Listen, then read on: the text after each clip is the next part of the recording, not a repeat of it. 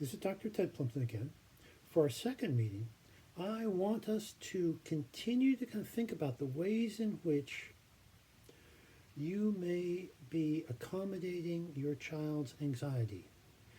You know, it can be so habitual that we may not even notice we're doing it.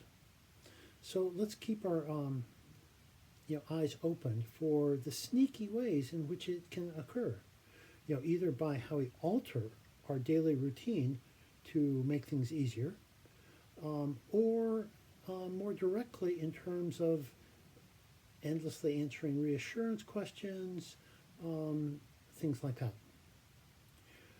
And when you're talking about your child, perhaps that could be an opportunity for us to refine or your thinking about where you want to put your emphasis and what you really want to kind of target.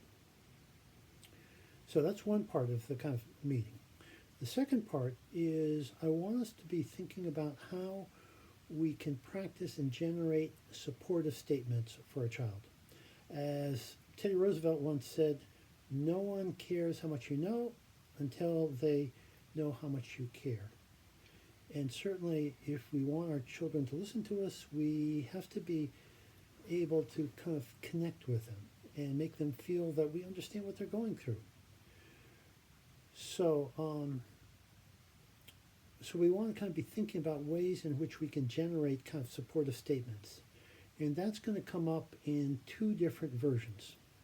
One is what I'm going to call space light, and the other is space heavy. Space light is basically more of an everyday use of decreasing our accommodations. So an example of that could be with reassurance questions. A method I like to use is your child says something like, I am afraid I'm going to throw up. Or, are you going to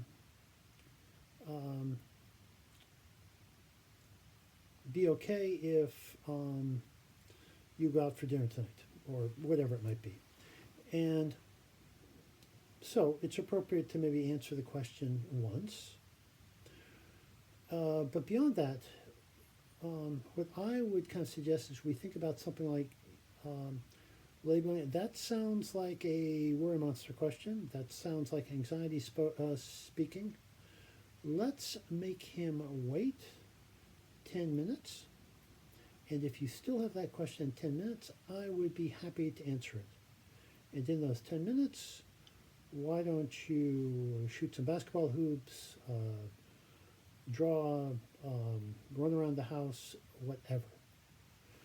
By imposing a delay on the anxious question, we are giving your child's smart brain a chance to get into the conversation. So that's what I would call space light.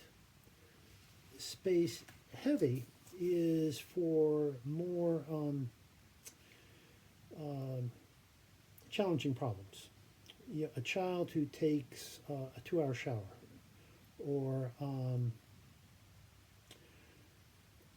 or something like that, in which we write a formal letter indicating that we are going to kind of do things differently.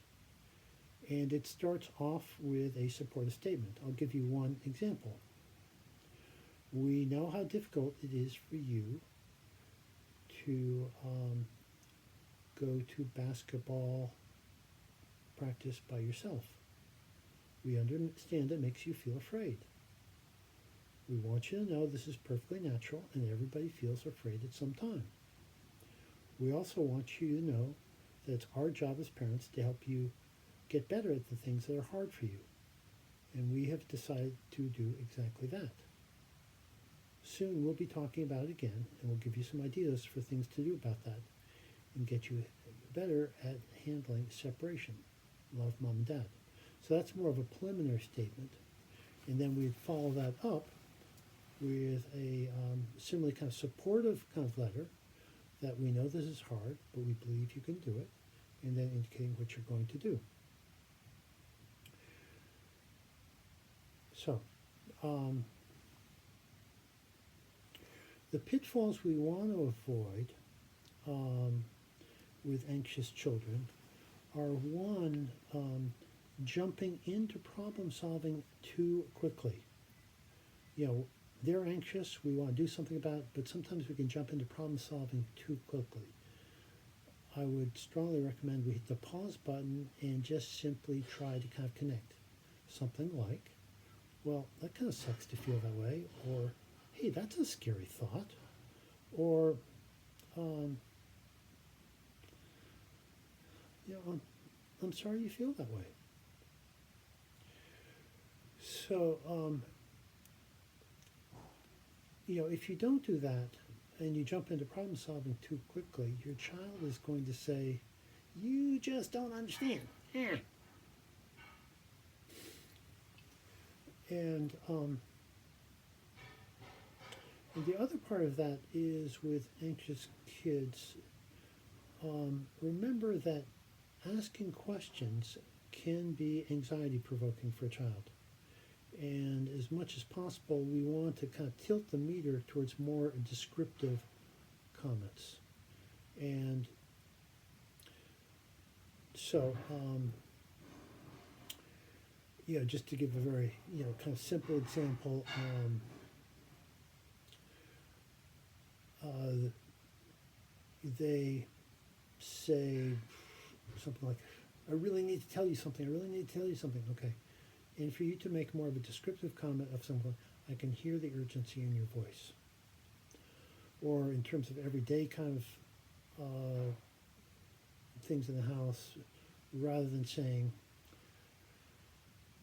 how many times have I told you to pick up the coat? For you to make a descriptive comment of, I see a coat on the floor.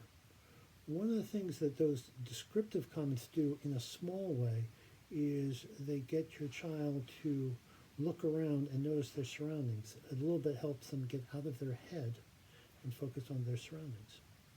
So those are some of the things I'm hoping to talk about and touch upon in our second meeting.